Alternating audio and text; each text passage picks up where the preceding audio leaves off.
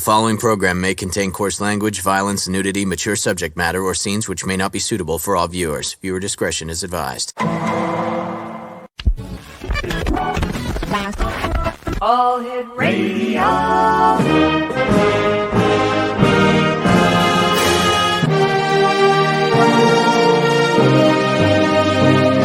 Welcome to the X Zone, a place where fact is fiction and fiction is reality.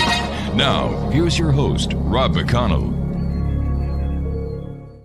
Now, good evening, one and all. This is the X Zone. I am Rob McConnell. We're coming to you from our broadcast center and studios in St. Catharines, Ontario, Canada, where today it was a balmy 60 degrees outside. And I'll tell you, thank heavens. According to meteorologists, and I've said this before, this was the gloomiest winter on record. So I am so happy to see it go. And my wife was saying, honey, it's going to rain tomorrow. Well, yeah, it rains tomorrow because what's the old saying? April showers bring May flowers. So I'm ready for those flowers, and I don't mind a little bit of rain. It sure as heck beats the winter, snow, ice, and sleet. Today is, let me see, April the 4th in the year 2023, a historic day in the United States because President Donald J. Trump, former president, I should say, was indicted on 34 counts by the district attorney of Manhattan. So it's going to be a very interesting next couple of months until the middle, I believe it's November 2024 when they have the next presidential election. So a lot to look forward to. And as I was telling my wife at summertime, hey, this is going to be better than the O.J. Simpson trial. Yeah. And you know, it's funny how things work out because my first guest tonight is a gentleman by the name of Hal Marcovitz. And he lives in the beautiful state of Pennsylvania, just outside of Philadelphia. And we're going to be talking about funny stories about the White House, the presidents, and their families. Talk about coincidence and synchronicities. Let's bring our good friend on. And Hal, welcome to the X Zone. Thanks very much for being with us. My pleasure. You must be psychic because you booked the exact date of the indictment. How did you do it? I want to know. I want to know what the winning lottery numbers are. Come on, Hal, you can do it. Well, if I figure it out, I'll let you know, and we'll cash in together. So, that sounds like a plan. That sounds like a plan. First of all, tell us a little bit about yourself. Well, I was a newspaper reporter for about 30 years, and I covered a lot of politics, politicians, and kind of got an insight into the kind of the goofy things that they do, and that led me to write a novel. Painting the White House, which is about an ordinary house painter who gets the job to paint the interior of the White House. So once he gets inside and gets involved and puts down his drop cloths and gets his cans of paint open and gets his brushes out, he finds himself entangled with all the mysterious, goofy, and otherwise weird stuff that goes on in the White House. And that's kind of the story. Wow. First of all, you're a reporter. I'm not going to hold that against you. I happen to like reporters. I think that journalism is a very important part of society. And so thank you for the work that you've done as a reporter. Well, thank you. And the integrity that people like you, the professionalism that brings the integrity into the business. Well, thank you. Why the White House? What was your fascination with the White House? Why did you... You know, I understand that you did a lot as a reporter with politics. Was that kind of the story behind the story of why the White House? Well, I mean, if you want to see where the center of the political world is, it's of course the White House, where the president lives and works. And once I started, again, the book is a novel, it's fiction. Right. But once I started researching it, I wanted to portray the White House and the characters as accurately as possible. So I did some really hard research, and it didn't take long before I started coming up with some really kind of goofy stuff that actually happened there. Some weird and strange and actually funny stuff that happened there. I kind of tried to weave that into the story, but mostly, you don't have to look too hard to find it. It's there.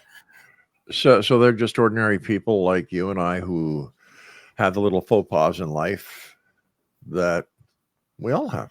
Well, kind of big faux pas, I would say. Oh, I wasn't talking about today's today's faux pas in Yes. Manhattan. What's your favorite story about the White House when it comes to the faux pas? You know, I mean, I have like a dozen favorite stories. Well, but, you can tell us each and every one of them.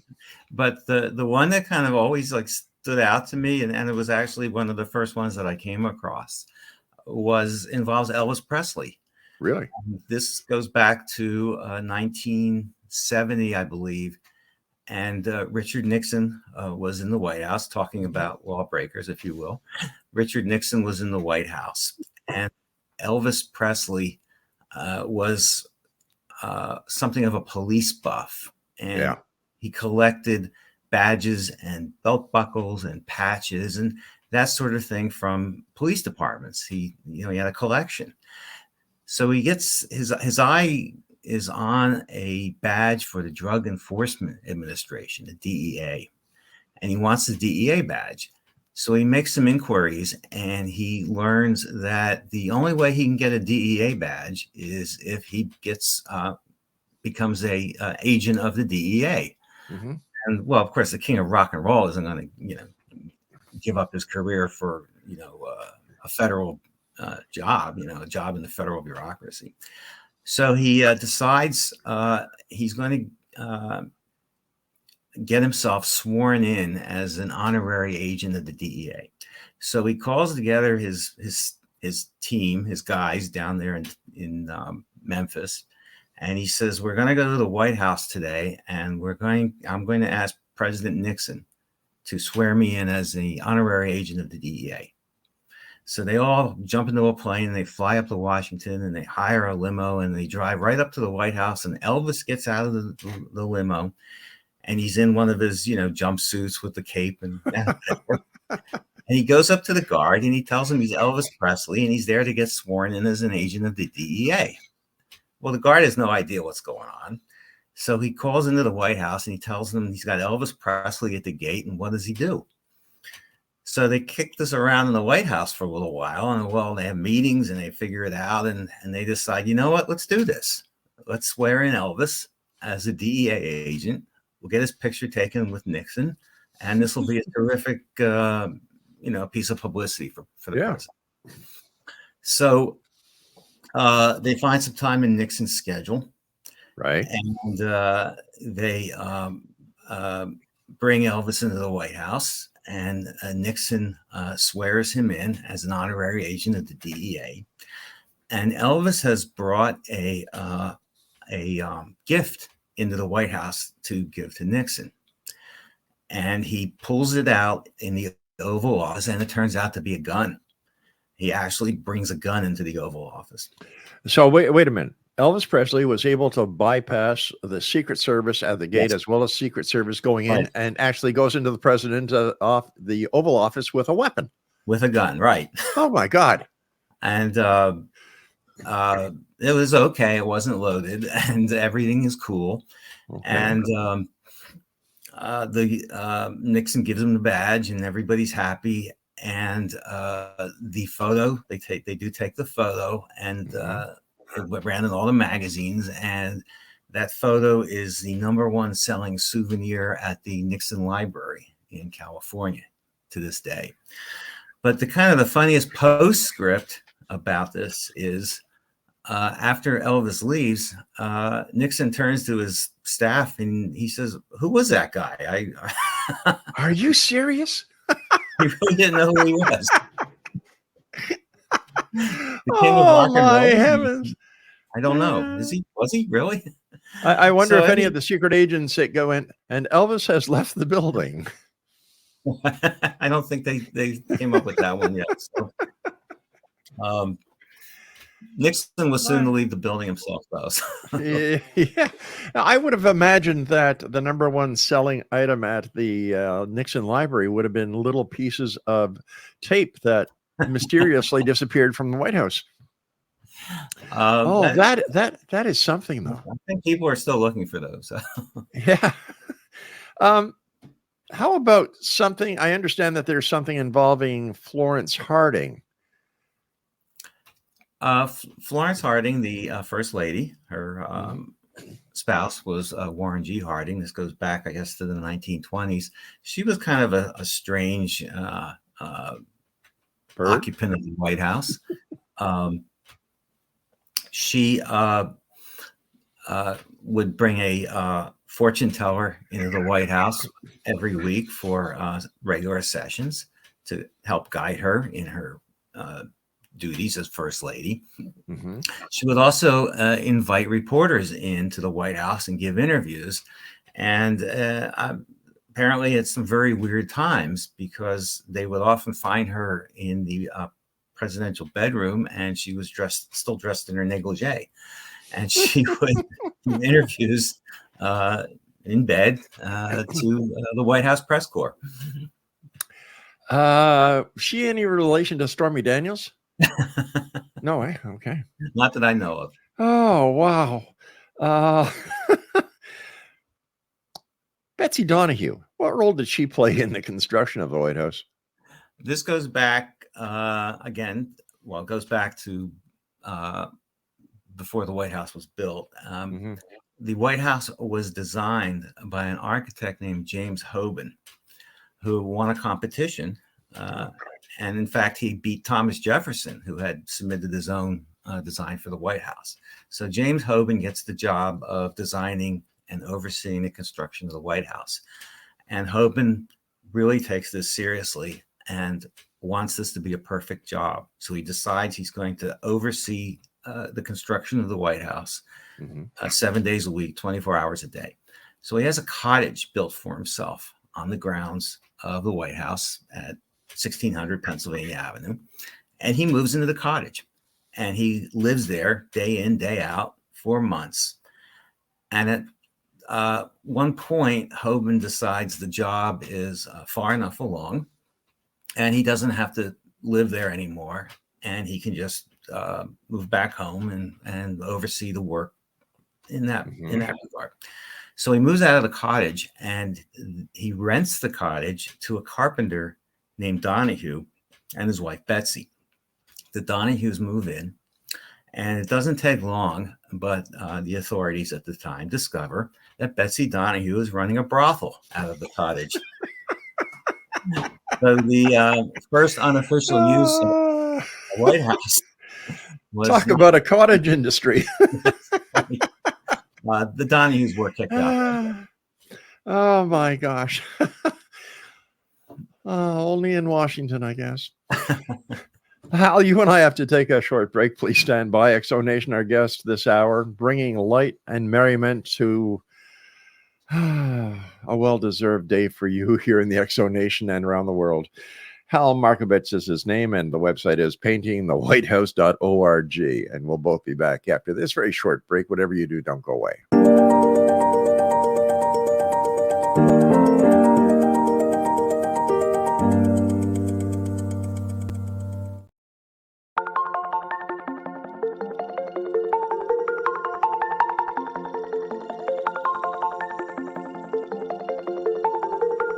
Question: what is the name of the unique blend of coffee you get that has been formulated by a neurologist, a neurobiologist, and a pharmaceutical chemist?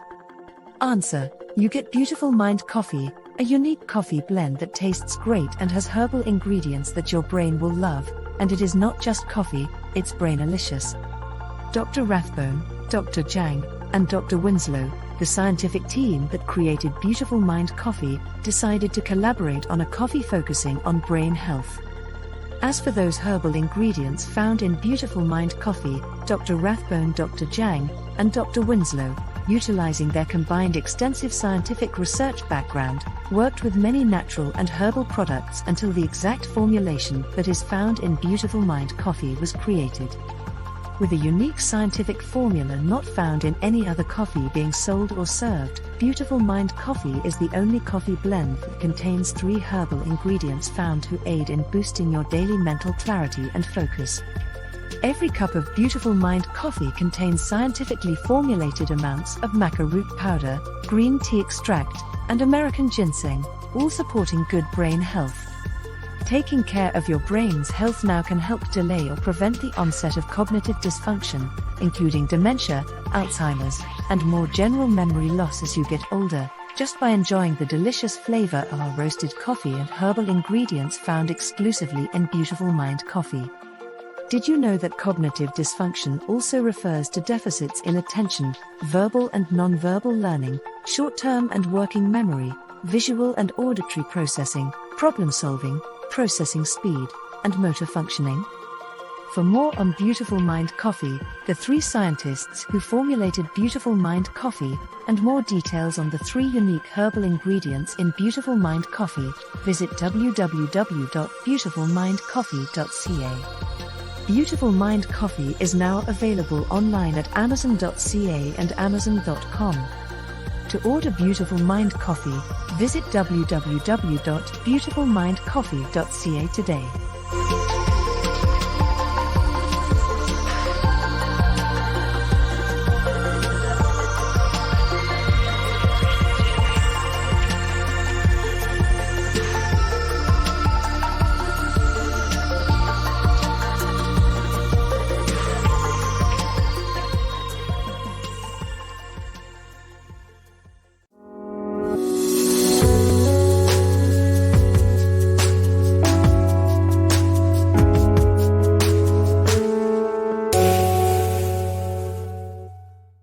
And welcome back, everyone. Oh my gosh, I'm still getting over the cottage in the back that was used as a brothel. The White House. My Lord, cottage industry #1. The first lady was in the White House, and the first madame was in the cottage, I guess. Hal Marcovitz is our special guest, Exonation. The website is paintingthewhitehouse.org. And Mark, thanks very much for bringing laughter and smiles to the members of the Exonation around the world. My pleasure. I understand the Secret Service had a very, very intense investigation when somebody stole the president's underwear. I don't think the Secret Service got involved. I'm not sure there was a Secret Service then, but this happened during the War of 1812, and the president at the time was President Madison. And what happened was the city of Washington was invaded by the British, which is well known in history. Yeah. So the city was evacuated, and of course the White House was evacuated, and the president and his family were escorted out of the city for their own protection. Mm-hmm. So the city is empty, and the British come in, and they decide they're going to go see what's going on in the White House. So about 120, I believe, British sailors entered the White House, and they found vacant, and they traipsed around the place, and a few of them found their way into President Madison's bedroom, where they found his underwear, and they stole it. I guess for that long voyage back to England, there weren't too many laundry facilities on those boats in those days, and clean underwear was at a premium. So they stole his underwear, and then they burned down the White House. I guess they couldn't find the cottage, so the White House was the next best thing, huh? Betsy was already out of business. Oh, and I understand that President Herbert Hoover and First Lady Lou Henry treated the White House staff rather strange. Yes, the Hoovers regarded the White House as their home, which I guess they had every right in the world to do, and they valued their privacy. And they didn't like to encounter members of the domestic staff around the White House. They didn't want to be, seeing the housekeepers, the cooks, the butlers, the valets, whomever had those jobs. The Hoovers just wanted to be by themselves. So they had every member of the domestic staff issued a little bell. And they domestic workers, the staff, was under orders that if they saw the Hoovers approaching in a hallway or something like that, they were to ring these little bells, and that would signal everybody in the vicinity to hide in a closet, under the stairs, whatever. And that's what happened. All these little bells would ring, and everybody would hide because the Hoovers were coming down the hallway. So several decades later, in the 1990s, the Clintons moved into the White House. Right. And Hillary Clinton is the first lady at the time, and she's walking down the hallway of, in the White House, and she sees a couple of the housekeepers dart across the hallway and hide in the closet. And she walks up to the closet, and she opens the door, and she says, "Excuse me, what are you doing?" And they told her that when they see a member of the president's family, they're under orders to hide. And Hillary said, "Well, you don't have to do that." And apparently the bells went out of fashion at some point, but the staff was still under orders to hide when they saw a member of the president's family. Talking about skeletons in the closet, eh? Now, this one really has me. What branch of government is responsible for catching the mice that occasionally inhabit the White House? Don't they just call 1-800-CATCH-THE-MOUSE? Well, the question is, what branch of government is responsible for catching the mice that occasionally inhabit the White House? Yeah. And the answer was uncovered by President Jimmy Carter back in the 1970s. And what happened was that Carter is sitting in the Oval Office very early in his presidency, and he notices a rather noxious odor coming from somewhere. And he quickly concludes that a mouse must have died in a wall of the Oval Office. So Carter orders his staff to get rid of the mouse. So the staff calls the General Services Administration and asks them to get rid of the mouse. And the General Services Administration says, "We're very sorry, but our job only requires us to maintain the White House inside the walls." Okay. So they call the National Park Service. And the National Park Service responds, "We're very sorry, we can't do that. Our job requires us to maintain the White House outside the walls."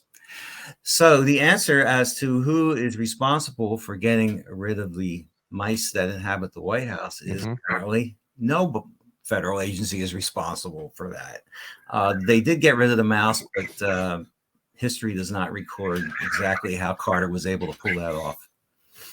Oh, yeah. Why didn't they just call the Pentagon? They like blowing up stuff, and they would have got rid of the mouse and everything else around it. Mind you, with Jimmy Carter, it could have been a bag of peanuts that went bad. Who knows? All right. Can you talk about some of the unusual ways the White House bunker has been employed over the years, including its use to screen pornographic movies during the Nixon administration? Yes, that actually. But the bunker goes back to the 1940s when we were at war, and the military was concerned that either the Germans or the Japanese would develop planes that could stay in the air long enough to cross the Atlantic or the Pacific and bomb the White House. Yeah. So they built a bunker under the White House, and no one ever bombed the White House. So the bunker was really never used for its intended purpose. It was always down there and just never used. Well, what happens is Nixon becomes president some years later. And if you recall, Nixon's daughter, Julie, was married in the White House. Yes. In a very elaborate kind of event that was absolutely a perfect wedding from all accounts. Made all the magazine covers and it was in the newspapers, and everybody had a great time, and Nixon loved it. However, what happened is it came to the attention of the chief of staff, H.R. Haldeman, if that name means anything. He would eventually end up in jail, but that's another story. It came to the attention of H.R. Haldeman that a pornographic film producer had made a movie, kind of a spoof of the Nixon wedding. And it was a pornographic film starring transgender actors. And Haldeman is livid about this. And he calls the staff in and he says, "This is terrible. This is we can't allow this. We have to put a stop to this. We don't want to see this movie get out there. And he assigns staff members to go find the movie. Now, you remember, this is back in the 70s, and there were no VHS tapes or DVDs or things like that. So Right. they have to actually find the film, and they do. They take some detective work, but they apparently uncovered a copy of this movie. At which point, the staff retreated down to the bunker to watch the movie, and they did. And one of the staff members who was told to watch the movie was John Dean, the White House counsel, another name of infamy. And at the end of the movie, Dean stands up and he says, well, okay, I agree with everyone. This is really in poor taste, but we do have a First Amendment in this country, and I'm sorry, there's nothing you can do about it. And they kind of just let the matter drop, and the movie really never got to be that popular anyway. So before Watergate, these guys were the White House Siskel and Ebert. I guess so, yes. Yeah. It sounds like the White House has been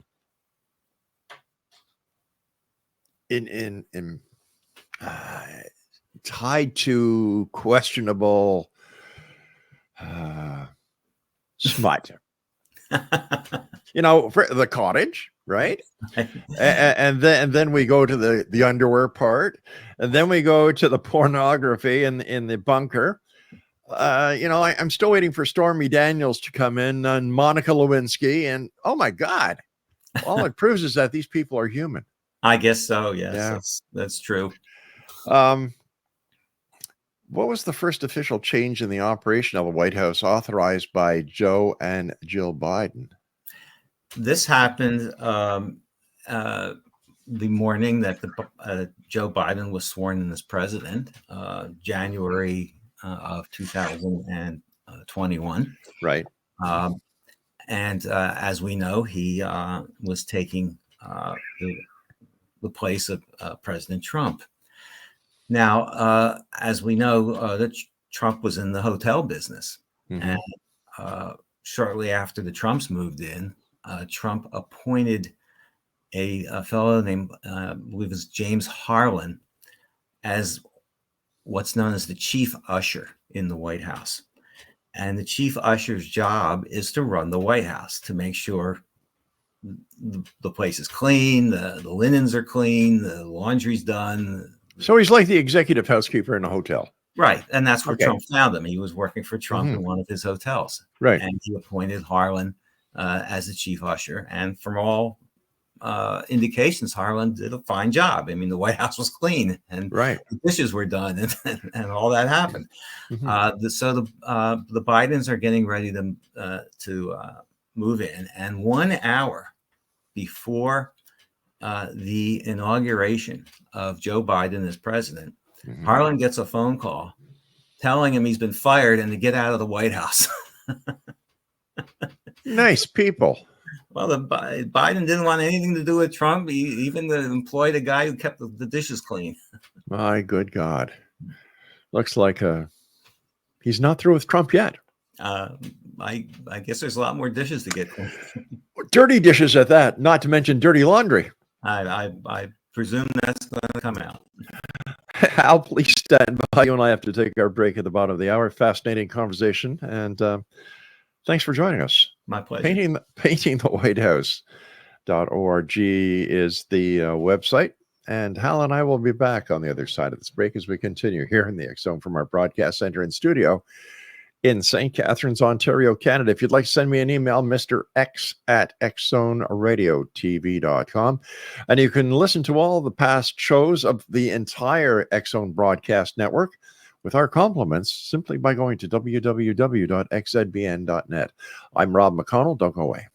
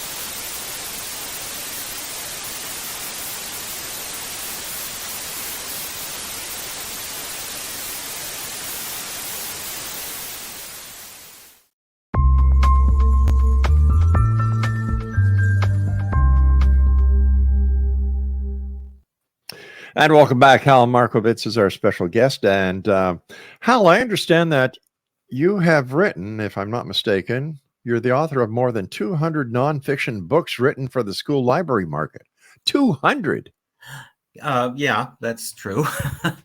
These books are, I started writing them in the 1990s while I was still working for my newspaper. And I got so busy with it, I was able to leave my newspaper and just do that full time, which was kind of a good thing to happen because we all know what happened to newspapers. Yeah. These books are written for 7th, 8th, 9th graders. They're target specific topics, nonfiction. Such as? I just wrote a couple of books over the winter. One is on Japanese animation, known as anime. Yeah. It kind of gives the history of it, the techniques, the style, the stories, everything a kid would want to know about anime, the culture, topics like that. The other book was on supernatural topics, witchcraft, fortune telling, ESP, ghosts, topics like that. So the books are kind of written with the idea that if a kid needs to write a book report, this is, they would go into the school library and find a book on a topic that interests them, and be able to write a book report about a book written just for them. Well, when I was going to high school and college, we used Cole's Notes. Where did the love for writing come from? Oh, I've been writing, I would say since I was a teenager. Wow. I grew up in Philadelphia and attended, public schools, and kind of just always had an interest in English and writing and authors, and kind of led me into journalism. Where do you see libraries in the future? Are we going to be seeing the old hardcover book copies, the index cards, or are we going to be seeing more and more digital overtake? The public libraries in my neighborhood where I live are much different than they were, a generation ago, 25 years ago, whatever. There's far fewer books. And when I say books, I mean, books. Books you hold on your hand. Okay. Right. They have every ebook you can imagine available with just a few keystrokes. And they have networks of libraries where they make each other's ebooks available to one another. And I think that's the trend, and that's where it's heading. I always enjoyed kind of holding it and like turning the page with my finger and doing it that way. I understand that, and I certainly appreciate that. I thought print copy of the newspapers were going to make a comeback, but I don't see it happening. No. You see everybody in the trains or in the bus on the way from St. Catharines, Niagara to Toronto, and what used to be held in their hands as newspapers now is an iPhone in one hand and a coffee from Starbucks in the other. That's pretty true. Yeah. Do you think that it is more advantageous for the student to have everything at their fingertips instead of, like we used to do, go to the library and do the actual research? I would rather see it taught the old way. Yeah, as you said, because it makes the student work. It makes the student actually dive into whatever topic they're researching, and just to type a few keywords into Google, it just doesn't seem to make it for me. And now even with the chat AI software, even making it easier for them to do research and to produce, scholarly work, if you will. It's kind of sad to see it heading that way, and I really hope the schools stay on top of it and figure out how to keep the kids focused on real research. Exactly. I think the loss of appreciation for the way that research used to be done when you were doing a report or a thesis, where you actually had to spend hours actually doing the research, it gave, I don't know about anybody else, but it gave me a deeper appreciation of the work of, like you said, the people who did the actual work, and it made you want to do better so that you could actually honor them, kind of. Well, as a reporter, it was also a big part of my job to walk into a courthouse or another, government building and dive into the records and, develop stories through documents and public records and things of that nature. And I'm not sure that many journalists know how to do that anymore.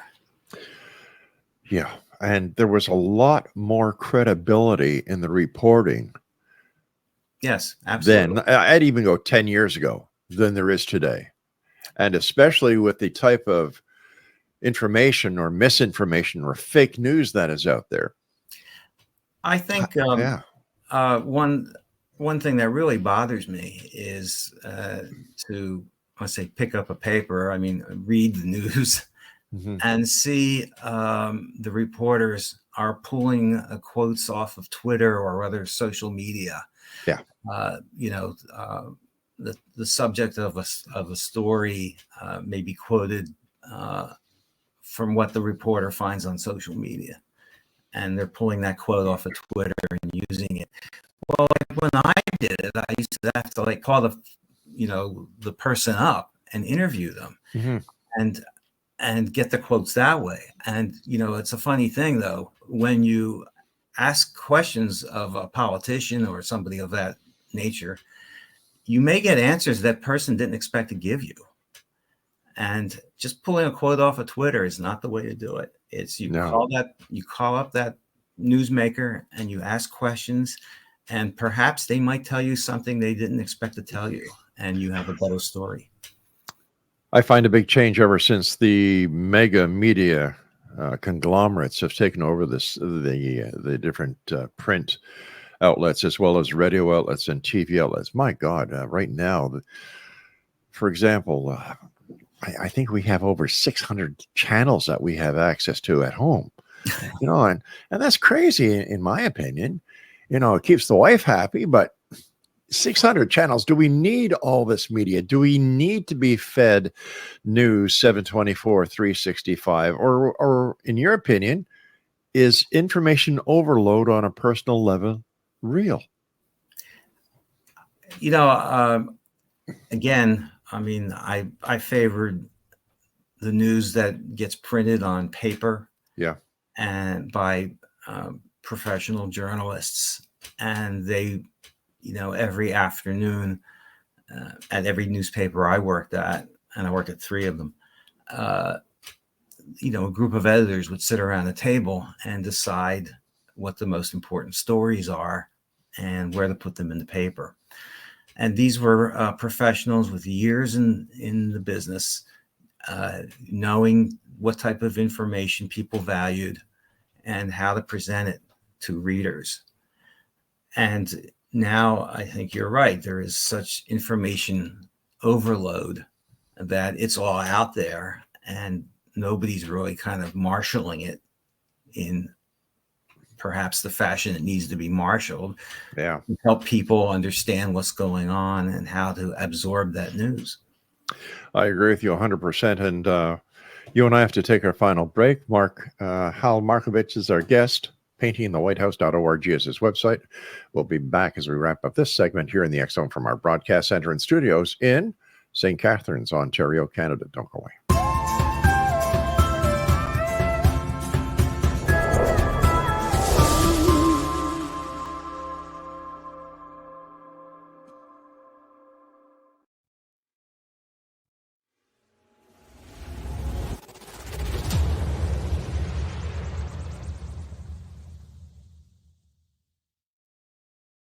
So I was watching the X Zone TV channel last night when I was abducted by aliens, and they kept repeating to me over and over again, simultv.com, simultv.com. What's simultv.com? That's what I asked them. They had it written on the side of their UFO. How do you spell that? UFO. No, I mean simultv.com. simultv.com. simultv.com. Right. simultv.com. Interesting that you were abducted by aliens in a simultv.com UFO last night. Oh, yeah? Yeah. Now that you mention it, I remember now last night I was awakened from a deep sleep. My great-grandmother was standing there. She said she come from the hereafter to tell me about simultv.com. She even spelled it out for me. simultv.com, sonny boy. simultv.com. simultv.com, sonny boy. Wow. Yeah. Guys, you'll never guess what my psychic guru just told me. simultv.com. Exactly. Are you guys psychic too? Of course. We all know about simultv.com. simultv.com.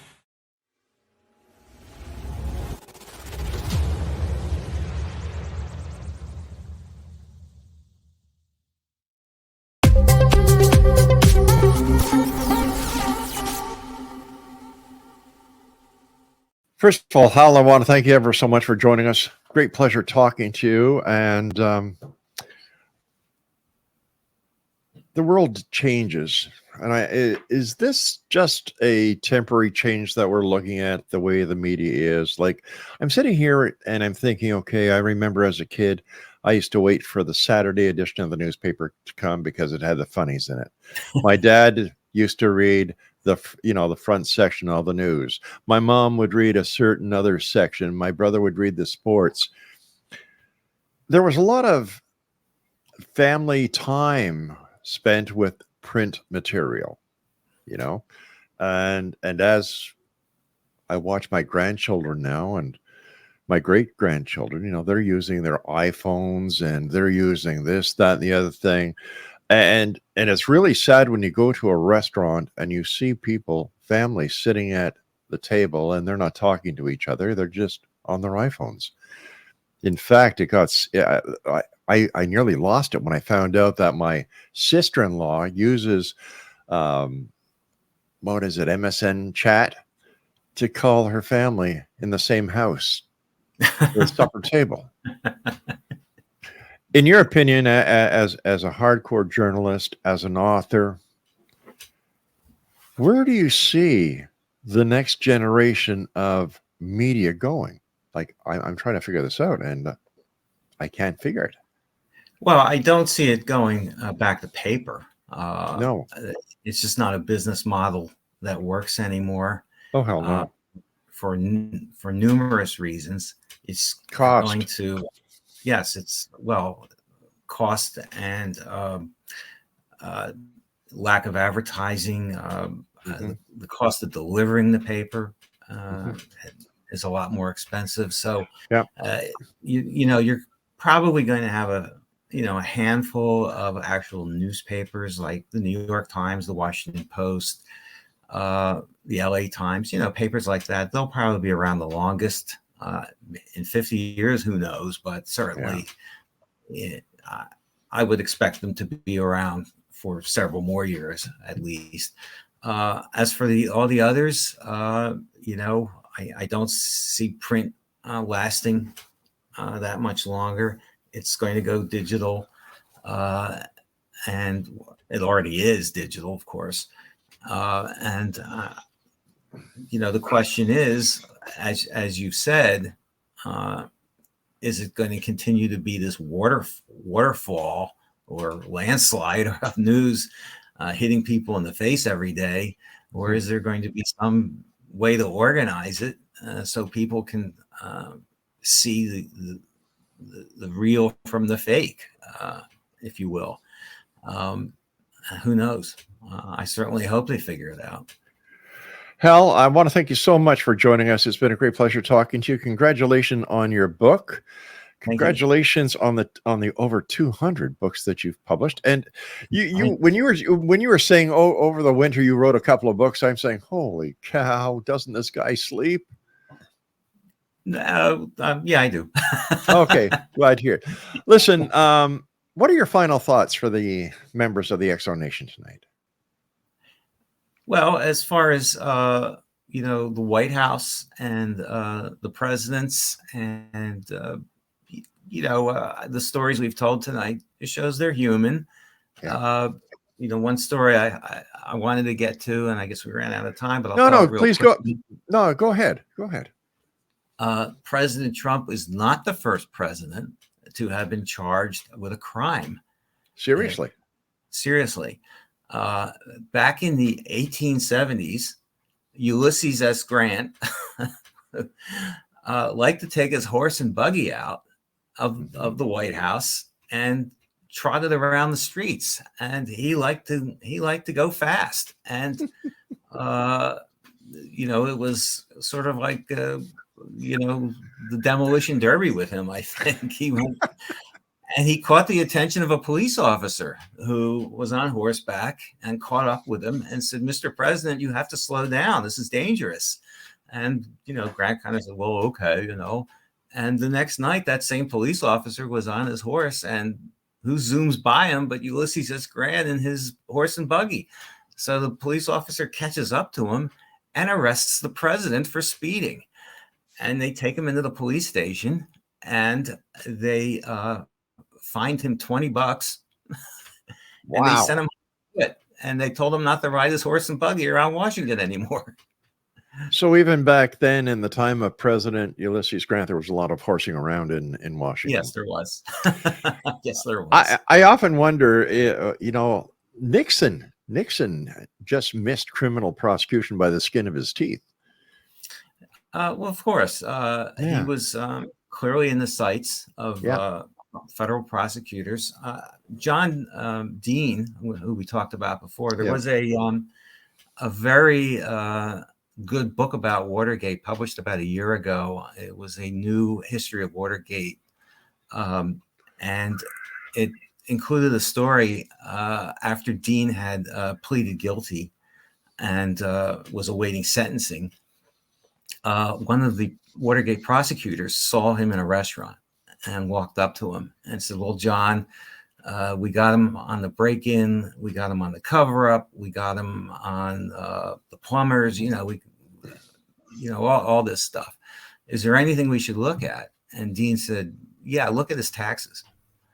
So they did a deep dive into Nixon's taxes, and they found out that he had created a foundation to establish the Nixon Library, and which is common. And after his term in office ended, he was going to build a library, and he established this foundation to do it.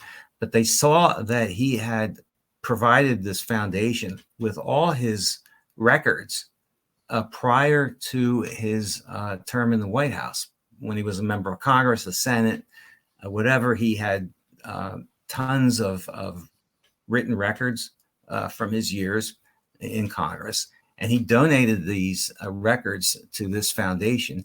And he took a tax deduction of something like $500,000 for giving all this paperwork. Cow. So they were preparing a tax evasion charge against Nixon when he resigned, and Ford pardoned him, and the charge never came up. So there's a parallel between Nixon and Al Capone. Perhaps. Tax evasion. Yes. Hal, thank you so much for joining us. Do me a favor, when you write your next book, please let us know. We'd love to have you back on the show again. All right. Thank you very much. Take care. Be safe, my friend. Exonation, if you'd like to find out more about our guest this hour, Mr. Hal Marcovitz, visit his website. You ready for this? paintingthewhitehouse.org. I'll be back on the other side of this commercial break in the news at about 6.5 minutes past the top of the hour as we continue here in the X Zone from our broadcast center and studios in St. Catharines, Ontario, Canada. Don't go away.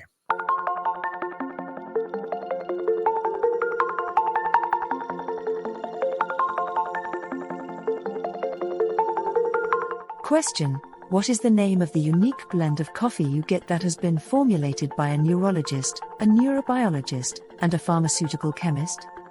Answer: you get Beautiful Mind Coffee, a unique coffee blend that tastes great and has herbal ingredients that your brain will love, and it is not just coffee, it's brainalicious.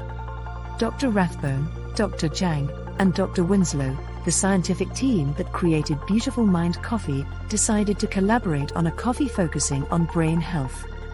As for those herbal ingredients found in Beautiful Mind Coffee, Dr. Rathbone, Dr. Jang, and Dr. Winslow, utilizing their combined extensive scientific research background, worked with many natural and herbal products until the exact formulation that is found in Beautiful Mind Coffee was created.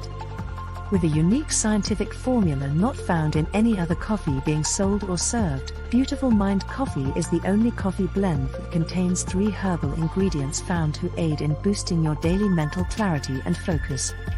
Every cup of Beautiful Mind Coffee contains scientifically formulated amounts of maca root powder, green tea extract, and American ginseng, all supporting good brain health.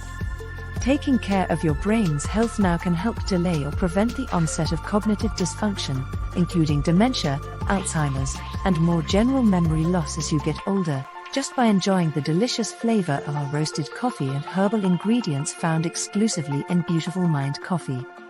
Did you know that cognitive dysfunction also refers to deficits in attention, verbal and nonverbal learning, short-term and working memory, visual and auditory processing, problem-solving, processing speed, and motor functioning? For more on Beautiful Mind Coffee, the 3 scientists who formulated Beautiful Mind Coffee, and more details on the 3 unique herbal ingredients in Beautiful Mind Coffee, visit www.beautifulmindcoffee.ca. Beautiful Mind Coffee is now available online at amazon.ca and amazon.com. To order Beautiful Mind Coffee, visit www.beautifulmindcoffee.ca today.